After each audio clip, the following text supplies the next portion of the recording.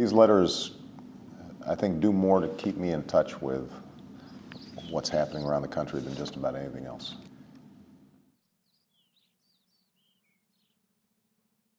Some of them are funny, some of them are angry.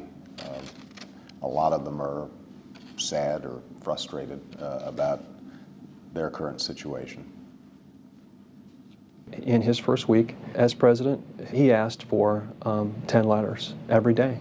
And every day since, we've given it to him.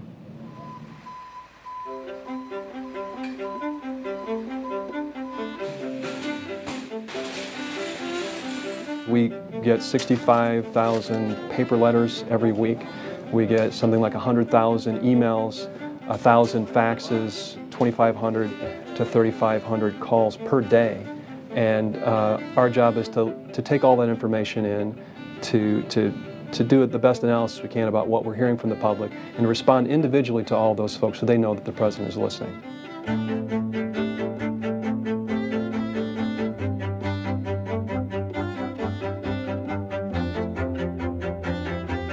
Anyone that sends a message to us, it comes into our offices. Our staff sorts through them.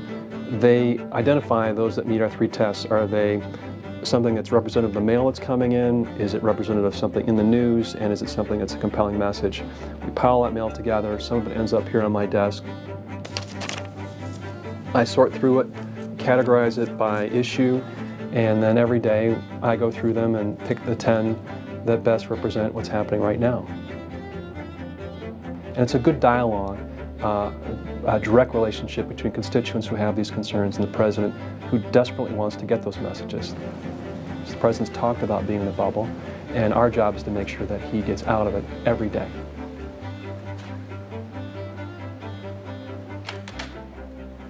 Hey, Joni. Hey, Mike. How you doing? Great. How are you doing? Good. How's everybody doing? Thank you. Everyone's doing well.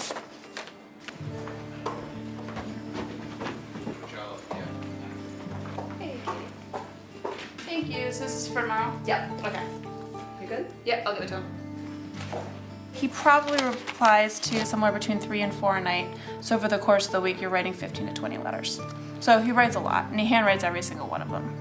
Some are longer, some are shorter, and the issues totally vary. So these are the ones that can reply from before.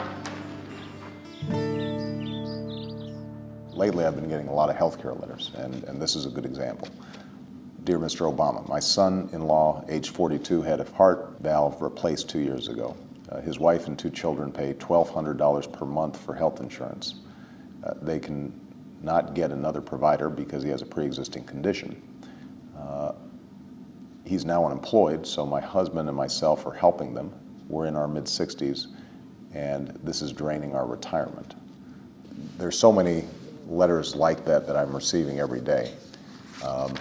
Here's another one. A woman whose husband retired from AT&T at 61 is waiting to get on Medicare. You now have the company in negotiations with the union and may decide to stop health care for retirees. Got another one, an antique business in Alabama. They are on the verge of losing their business because they just can't afford to pay the premiums. Their premiums increased $70 per month just this month. So a lot of the stories are heartbreaking. People who work hard, a lot of times they'll say, I've never written to a president before. I'm not looking for a handout. All I want is just a fair shake. And it ends up being a powerful motivator for me when we try to move this health agenda forward. Now, some of them are more cheerful.